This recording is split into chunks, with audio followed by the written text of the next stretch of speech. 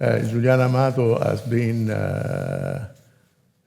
important statesman in Italy. It was twice prime minister, many times minister in different governments, and he has been the president recently of the Constitutional Court and the Constitutional Court judge. But he is a scholar, a distinguished scholar, and a scholar in public law, constitutional law, but I would say more generally in law. I would also like to remember that Professor Amato, at least at the beginning of his career in the 60s, published books close to legal theory. So he had an interest in legal theory. I remember one of his first books on the primary and secondary rules, norms, which is a typical issue in the legal theory and philosophy of law. And another wonderful book I read, I was a student, I discovered by chance this book, and I found the book wonderful, full of, I would say, liberal, anti-authoritarian spirit that was about the authority and liberty in the Italian Constitution as a fundamental topic of research.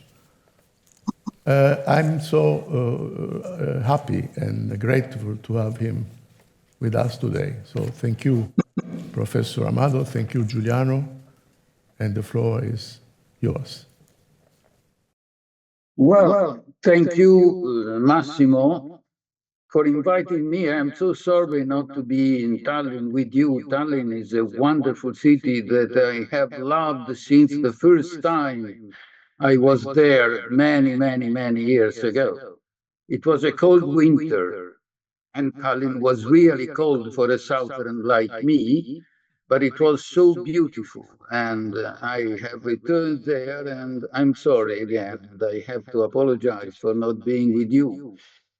I have to apologize also because, honestly, I haven't many things to say more than what you already said in your introduction this morning about algorithms that are self-executing, while the law never is self-executing. And the risks we run, this is the real problem nowadays, the risks we run in relying on what artificial intelligence can give us. That is an amount of data that we never succeeded in collecting ourselves. And therefore, we might think that upon this basis, a decision can be taken without any further intervention. This is absolutely wrong. And this is the crucial point of my intervention this morning. First of all, let me clarify what I mean by law, because we know that in civil law systems and in common law systems, the notion of law it was, but it has remained partially different. In civil law systems, when we name the law, we refer to the legislative decisions adopted by the holders of the legislative power. Of course, we are aware that there is a law of the case. Is due to the judge that adapts, as you were saying a few minutes ago, the legislative rules to the features of the case. But basically, in our understanding, when we say law, we mean the legislative rule. In common law system, the case law tends to be seen as the law. And we know the name itself, common law, refers to a system in which the rule is created in time by precedents, judicial precedents that follow the same legal lines in applying to similar cases the legal reasoning, the legal concept. So, in other words, independently of the remaining differences between civil law and common law, if we want to answer to our question here today, will algorithms and artificial intelligence replace us in adopting legal decisions? We'd better refer both to judicial decisions and to legislative decisions. Now, first point, judicial decisions. Judicial decisions also in civil law systems are adopted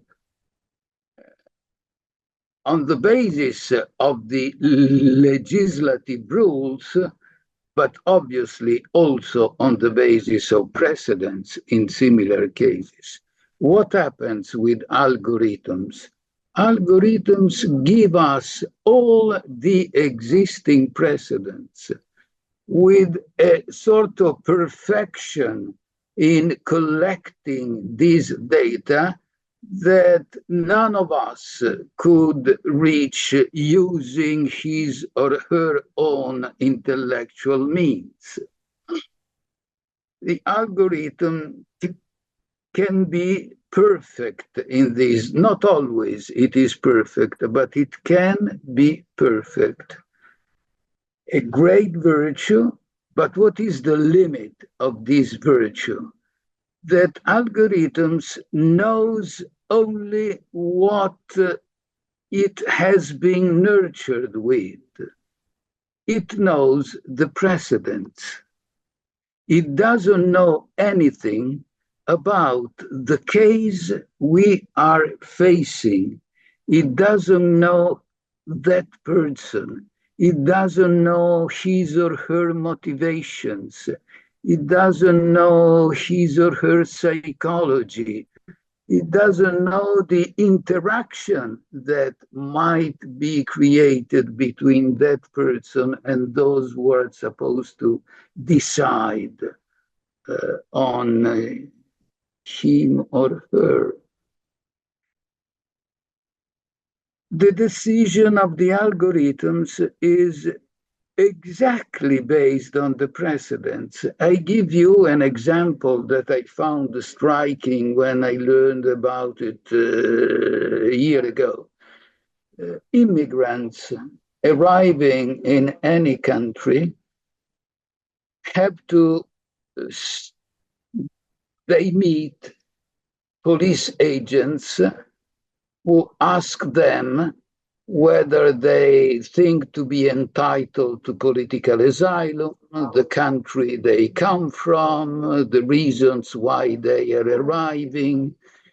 And an algorithm has classified the expressions of the faces of these poor people when they answer, their eyes, their nose, their mouth, their hands also, somehow distinguishing between the expressions that you find in the face of those who lie and the expressions that you find in the face of those who are telling the truth.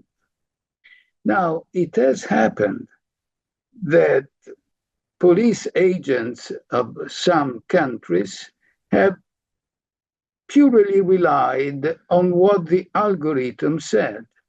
Looking at me when I arrive, they recognize in the expressions of my face the expressions of those who lie. They don't admit me. They expel me immediately.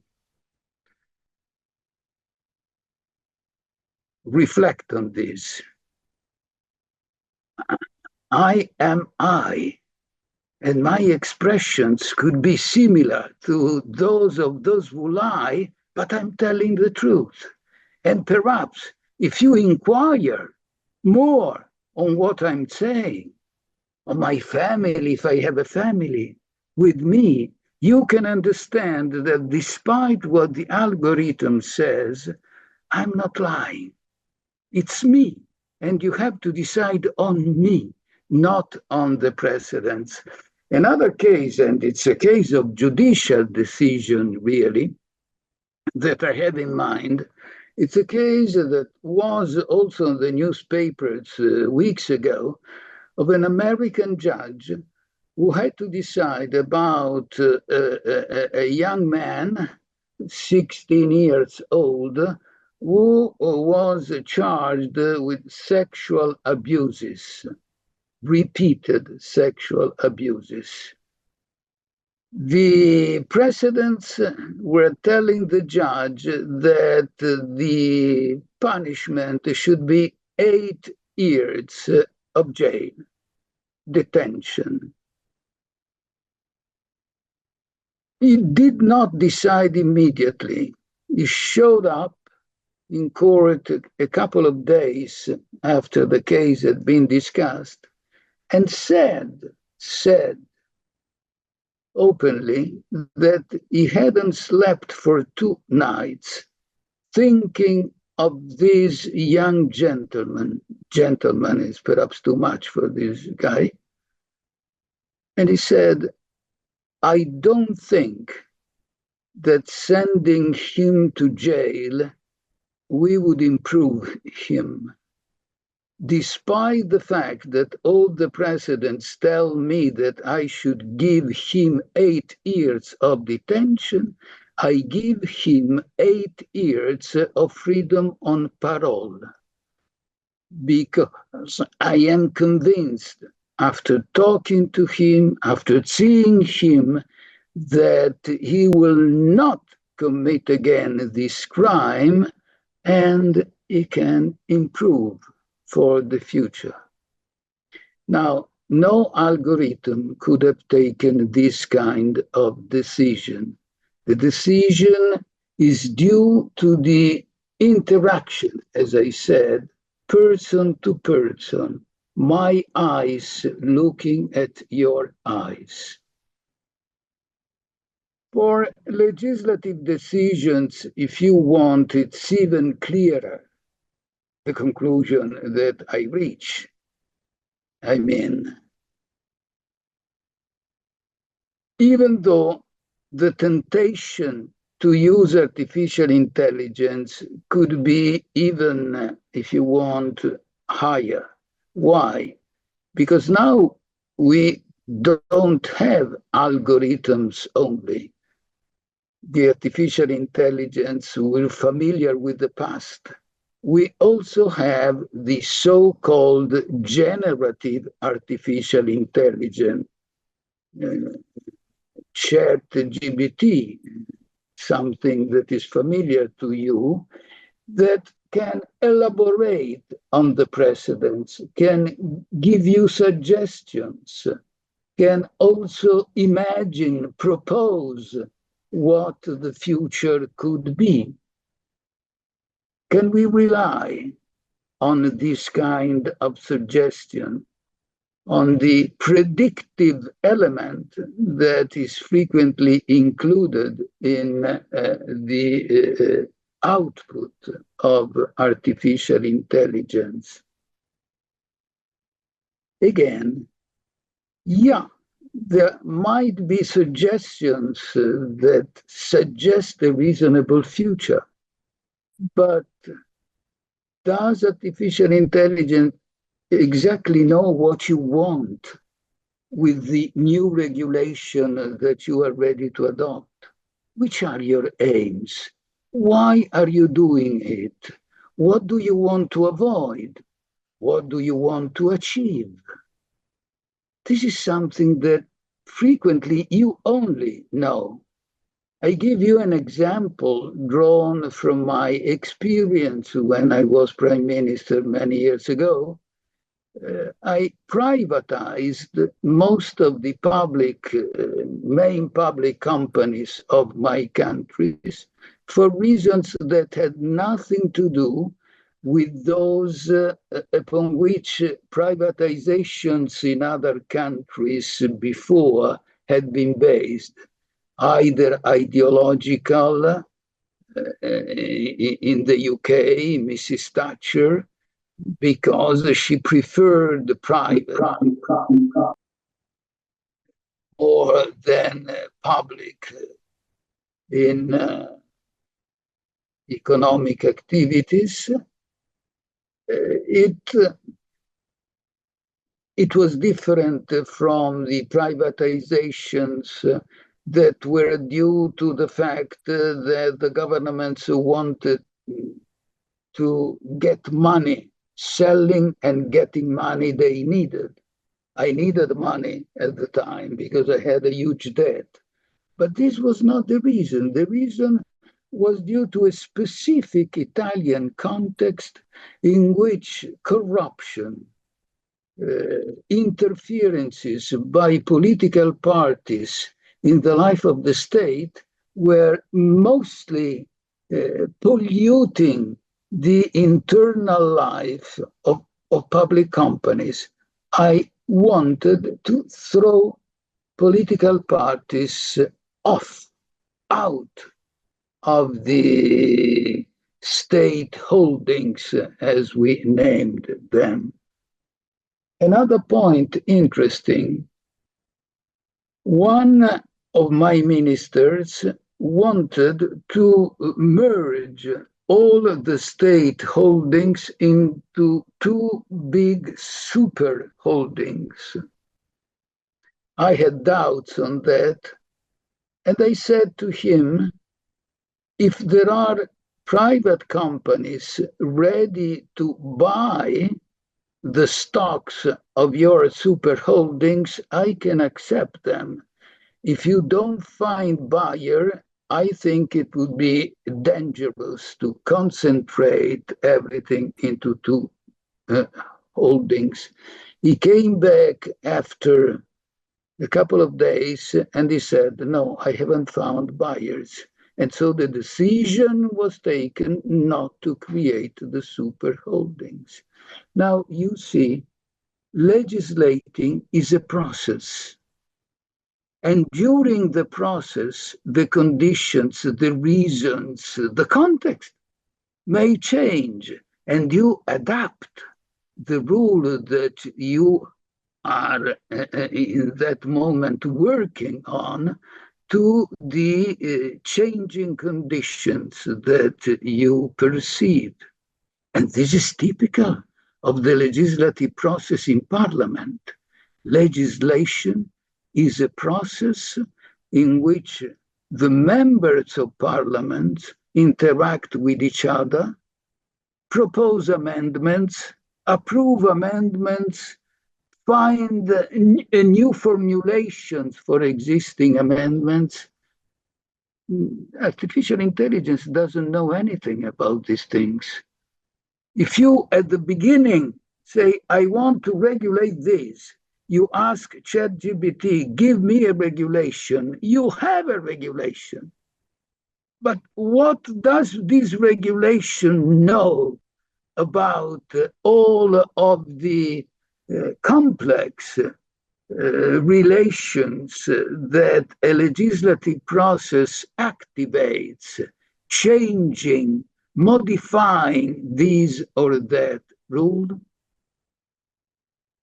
Having said so, and I go toward my conclusion, don't think that this is something that you can ignore artificial intelligence, therefore rubbish.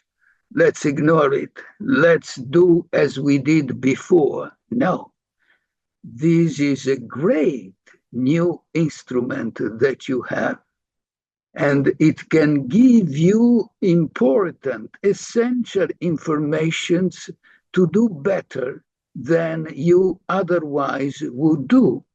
Do you know that typical of our legislative process in all of our countries is to ask the authors to give us a report on the impact of the legislation they want.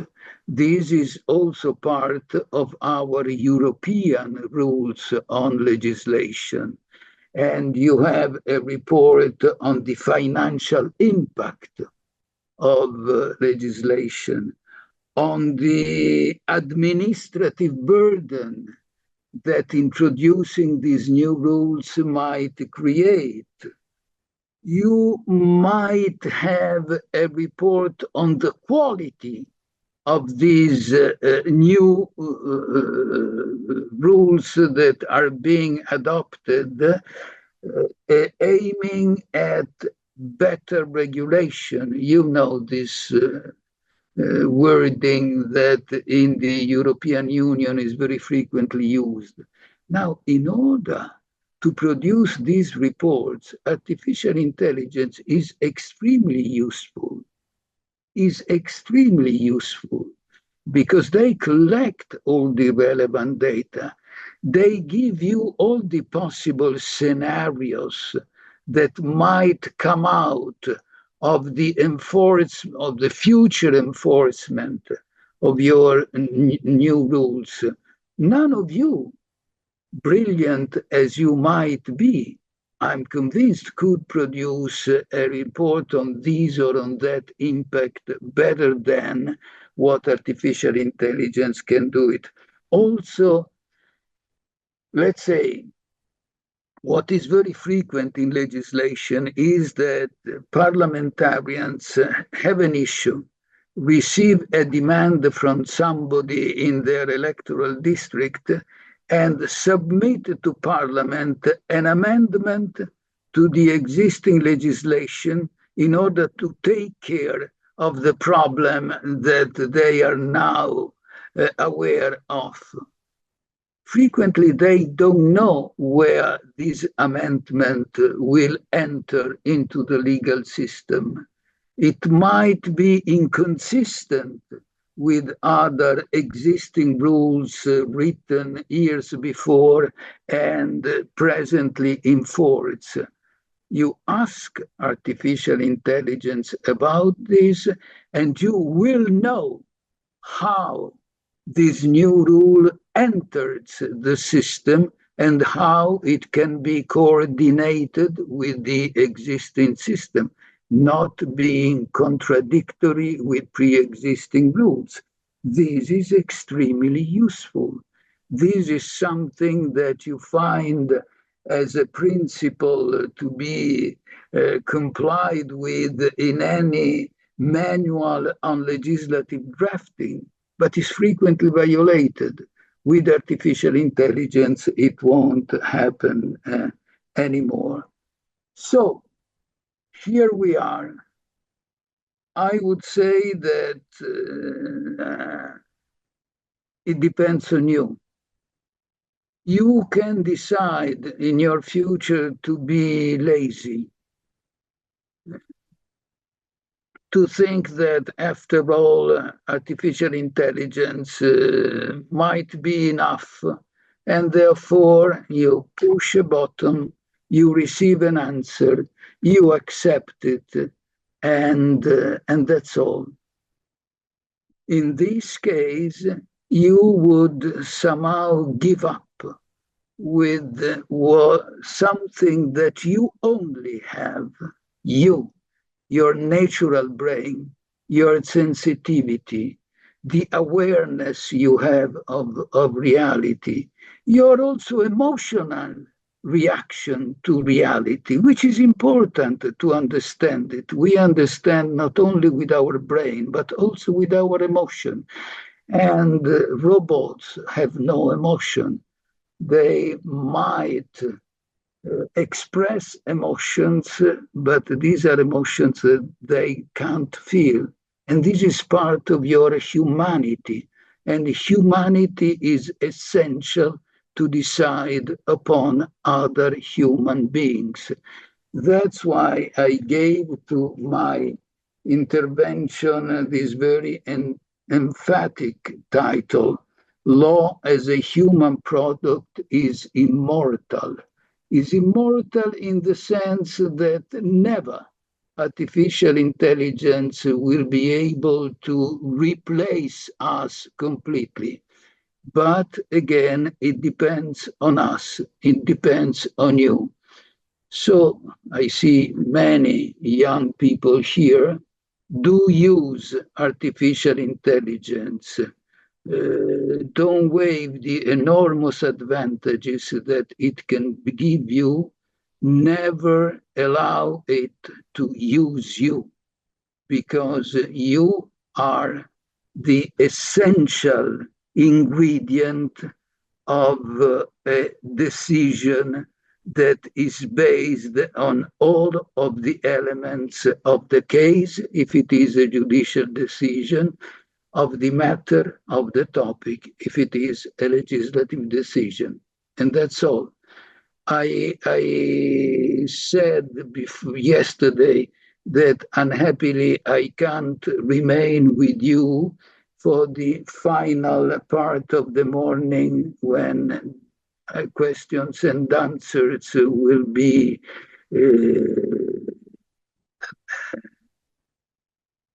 you will have questions and answer. If we have time, I'm ready now to respond to your questions, if any. Thank you.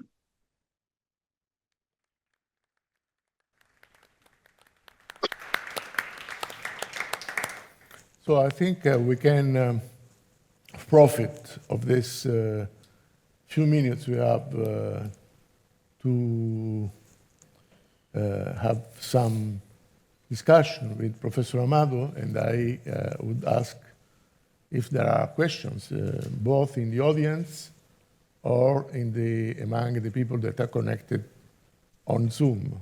Questions, of course, are welcome, and we will have the opportunity to interact with Professor Amato, and I think it will be for profit for everyone. So I see already a hand raised. Please, could you introduce yourself very shortly and raise your question, please? Thank you very much. Madis Ernits, now from University of Tallinn. And thank you very much for this presentation. I basically not disagree with you, but I would just would like to know your opinion to this. I mean, you emphasized the emotions in the end, but I would argue that an emotional judge is actually not something desirable. If the judge gets angry and the party loses because he made the judge angry, it's not a good judge. I think the AI would have advantage in this point rather than a human. And the other point, what would be your view to this? Professor Latorre brought this wonderful definition of stupidity. I would say that humans can be stupid. They can just not follow the rules, make wrong decisions. AI would not be stupid in this sense. Wouldn't this be an advantage too for a robot judge? Thank you very much. No, but I should, if you allow me, in order to I introduce myself into this question. I think there are two problems in your question, if I may allow to say so. The first one is perhaps that you and Professor, coming from different culture, you and Professor Amato use emotional in different terms. You are from the north, you are from Estonia, you are a judge from Estonia, and you believe that emotional means, in a sense, hysteric, I don't know, someone that is not in control of his reason, and so on and so on. I believe that Professor Amato's coming from Italy, I'm from Italy, we are from a different culture, you know, what the Latin culture. When we speak of emotion, we mean sentiments, feelings. And the fundamental feeling, I think you cannot judge without empathy. So if you are a judge without empathy, you are a monster. So a judge that has not empathy does not understand that what is doing to the other person, because that you understand that would be a monster. So in this sense, I think we should reconsider. Allow me to anticipate Professor Amato possible reply to you, saying you perhaps take emotional from a Protestant point of view, a Lutheran point of view, and we take emotional from a Catholic. I'm not a Catholic as such, but I mean from the culture, we are in a different. So emotional can mean two different things. First of all, stupidity. The typical example of stupidity is an algorithm, because you know, in order to apply the general rule to the case, you need an exercise of judgment. There is no immediate application. If there is an immediate application, you're stupid. I could make example from Nikolai Hartmann, but I don't want to take time to Professor Amato. Professor Amato is the protagonist of this discussion, so I stop here. Giuliano, I'm sorry that I intervened I beg your pardon. I have always pardoned you in our lives, so I don't see the reason not to forgive you also now, but you have already responded. There isn't much I can add to what you said. It's a matter of empathy. So we decide upon others also on the basis of what we feel about these others. It's not emotion as the opposite of reason. Is something that helps our reason in understanding what is happening. Not everybody agrees, but let me go to a completely different area. As Massimo, I'm not a believer in terms of religion, but I understand the latest positions by Jürgen Habermas, who writes in his latest History of Philosophy, the first volumes of which have been published recently, that reason and religious faith should interact with each other and accept something of both, because there might be a common ground. So you should think of this, of somebody like Habermas, who understands that there are feelings, virtues, attitudes toward the others that are generally suggested by religions that have to enter into the rational reasoning. Having said so, an irrational judge that decides on the basis of emotions is a bad judge in any northern or southern system. I would limit myself to this. The second part of your question had something more.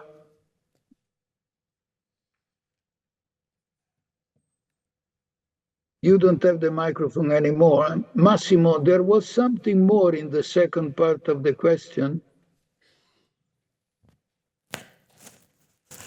No, I think we have. I have exhausted. Okay. It's already covered. Please. So you are satisfied by the Professor Amato reply? You are not. Well, express your why you are not satisfied. You leave it. Okay. Now, there another, please, another question. Can I just say here? You need a microphone. Please, a microphone to the gentleman.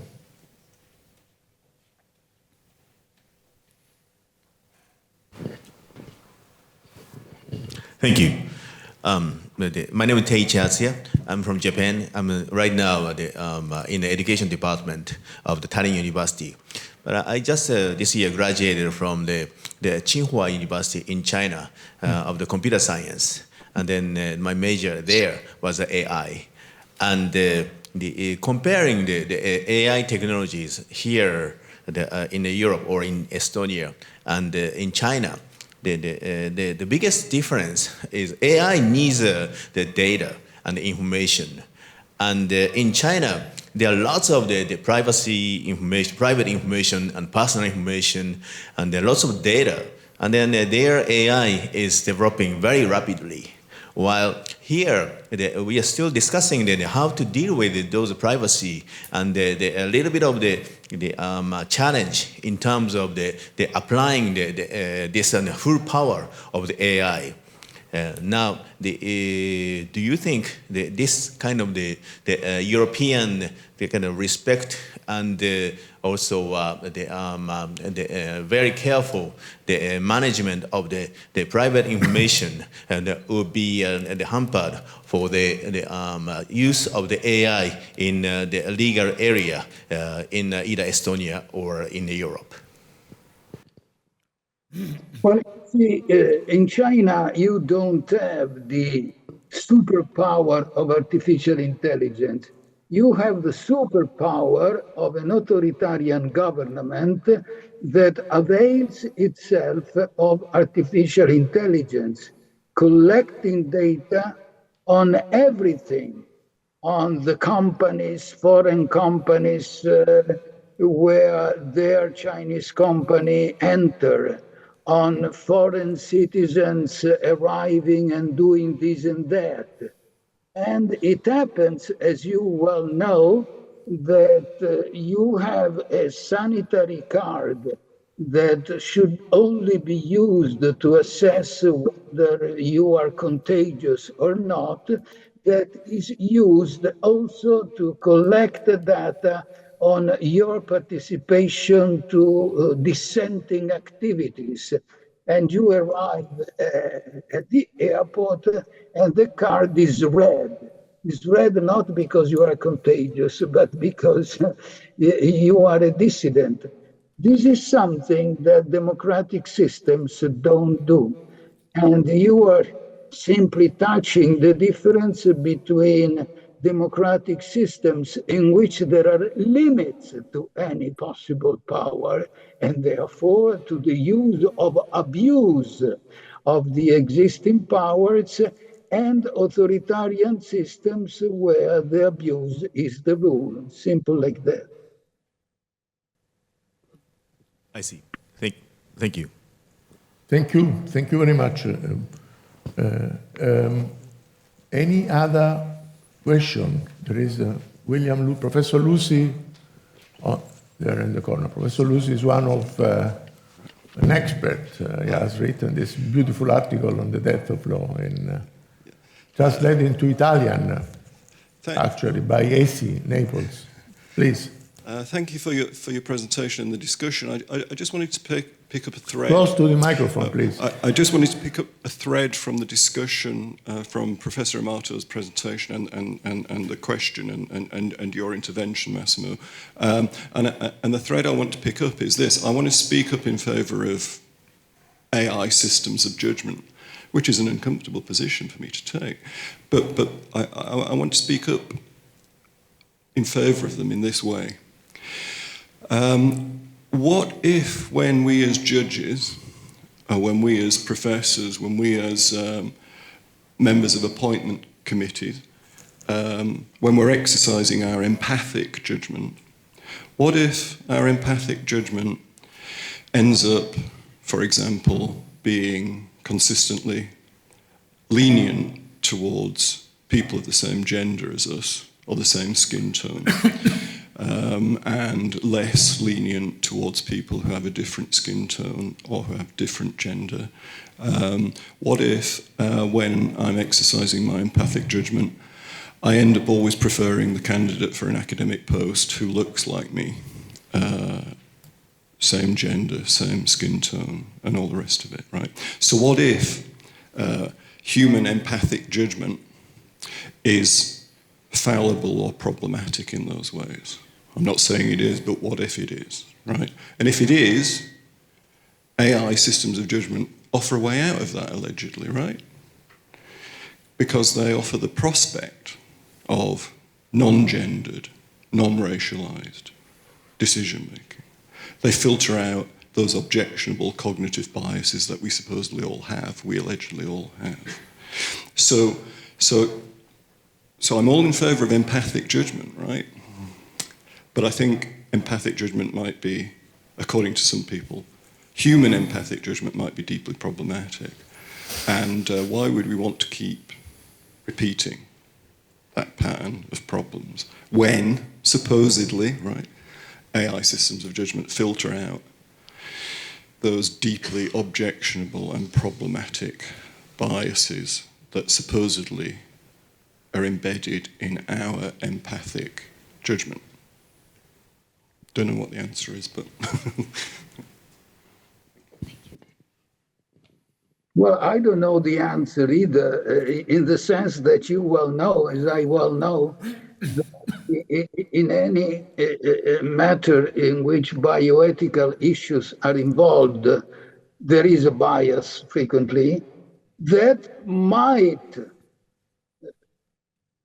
somehow involve also what artificial intelligence suggests, because it depends on the precedents they have. We know how many unilateral decisions can be based. A typical example that all of us know is black people are more dangerous than white ones. This is what the algorithm suggests on the simple basis that black people are more easily arrested in several American member states than white people, which does not mean that they are more dangerous. It means that there is a bias against them that is reflected in the data that algorithms collect. And we say this bias should be corrected. Now, the same could happen in this matter of gender, and we have to change. We have to change here, you see. But take the case of abortion and the absurd regulations that we are arriving at in countries where the prohibition, the being against, is unilaterally prevailing. Necessarily, judges reflect, necessarily, not necessarily, but it may happen that also judges reflect. Do you expect artificial intelligence to correct this bias if it does exist? You need a human being discussing with other human beings, changing their minds, pointing at the limits of their position, at the risks of their positions. So the mistake is human, and the correction of the mistake is human itself.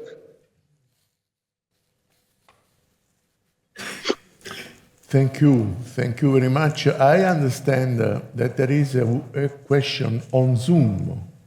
Am I right? Am I wrong? Eva? Is there anyone that, no, it was not correct, right. So the question, there are no Zoom questions in Zoom, no online question. So we have still time for one question in the audience if there is anyone interested in raising.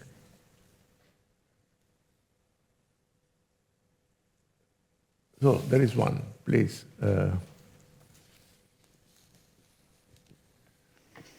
Hi, I'm Marco, and I'm entrepreneur.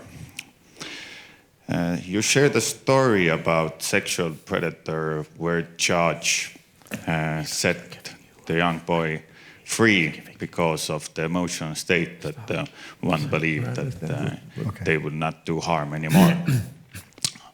I wanted to know, have you ever seen the movie Moneyball?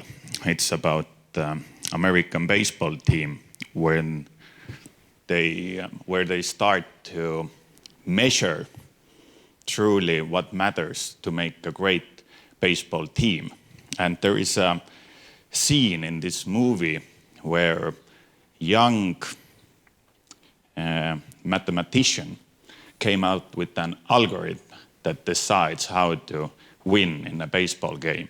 And this scene is about a bunch of old men sitting in a room, and everyone are explaining how they know better.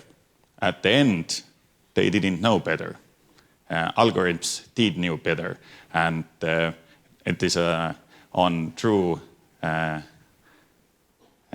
things in history about how this team with 100 times smaller budget became winning. And I just wanted to know, how did this story with this sexual predator ended up? Well, you can know, I haven't seen that movie, even though in my life I've seen hundreds of movies. I ask myself, we're asking myself while you were speaking why I haven't seen this one.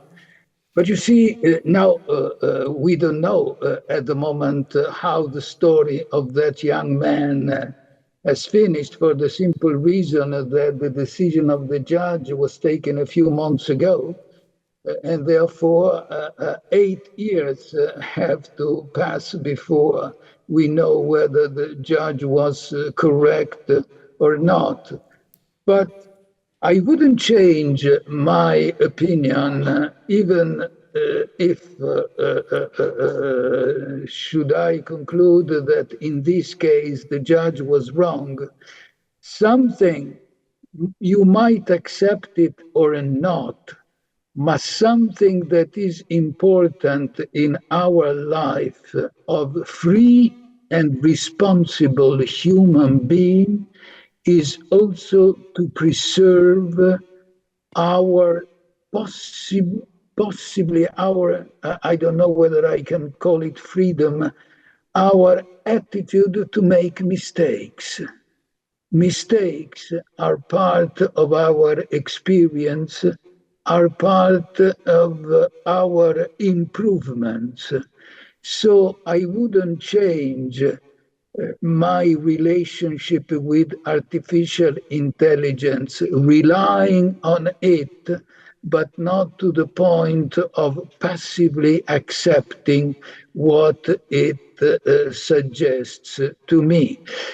If you want, this is something that in my Italian legal system has already entered, because we already have cases that have gone mostly to the administrative tribunals because they were in the area of public administrations, of decisions that were challenged because they were repeating what artificial intelligence algorithms in those cases had suggested.